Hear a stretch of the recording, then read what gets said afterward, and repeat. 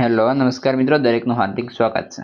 ધોરણ 11 વિષય કોમ્પ્યુટર, જેની અંદર પાઠ નંબર 6 ઉબુન્ટુ લિનક્સના મૂળભૂત કમાન્ડ. સંપૂર્ણ એમસીક્યુઝનું સોલ્યુશન જોતા પહેલા ચેનલમાં નવા છો તો ફટાફટ ચેનલ સબસ્ક્રાઇબ કરી તમારા મિત્રોને પણ આ વિડીયો શેર કરી દેશો. ચાલો શરૂ કરીએ.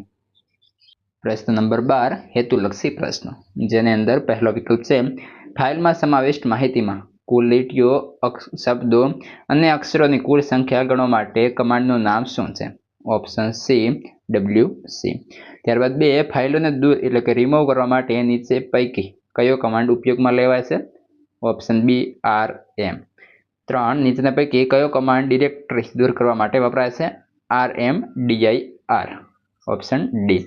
ત્યારબાદ વિકલ્પ નંબર 4 કોઈ ફાઇલમાંથી માત્ર કુલ લીટીઓની સંખ્યા જાણવી હોય તો નીચે પૈકી કયો કમાન્ડ ઉપયોગમાં લઈ શકાય? ઓપ્શન ડી એટલે કે WC1. વિકલ્પ નંબર 5 chmod 701 કમાન્ડ નીચે પૈકી કયા ઉપયોગના હકની સમકક્ષ છે? ઓપ્શન સી સાચું બનશે. ત્યારબાદ 6 લિનક્સના નીચેના પૈકી કયો ફાઇલના નામની મહત્તમ લંબાઈ રજૂ કરે છે? Option B 255. ત્યારબાદ આગળ લિનક્સના ફાઇલ સિસ્ટમમાં ડિરેક્ટરી માળખાના સૌથી પ્રથમ ડિરેક્ટરી કઈ હોય છે? Option B root. ત્યારબાદ 8 ફાઇલની નકલ કરવા માટે નીચે પૈકી કયો કમાન્ડ ઉપયોગમાં લઈ શકાય? Option C CP. વિકલ્પ નંબર 9 તમારી હાલની કામની ડિરેક્ટરી દર્શાવવા નીચે પૈકી કયો કમાન્ડ ઉપયોગમાં લેવાય છે?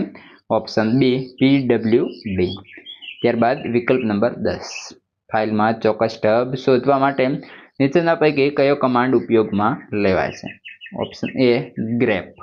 11 નીચેના પૈકી કયું દિશાફેર ચિહ્ન નથી? Option C. 12 ઉપયોગકર્તાની ફાઇલને વાંચવાની પરવાનગી આપવા નીચે પૈકી કઈ વાક્ય રચના સાચી છે? Option B. ત્યારબાદ 13 CP કમાન્ડની ઓછામાં ઓછી આર્ગ્યુમેન્ટ કેટલી હોય છે? Option B 2. વિકલ્પ નંબર 14 લિનક્સના MP કમાન્ડ નીચેના પૈકી કયા હેતુ માટે ઉપયોગમાં લેવાય છે? એટલે કે ઉપરના તમામ ડિરેક્ટરીનું નામ બદલાવવા, ફાઇલને અન્યત્ર ખસેડવા અને ફાઇલની નકલ કરવી.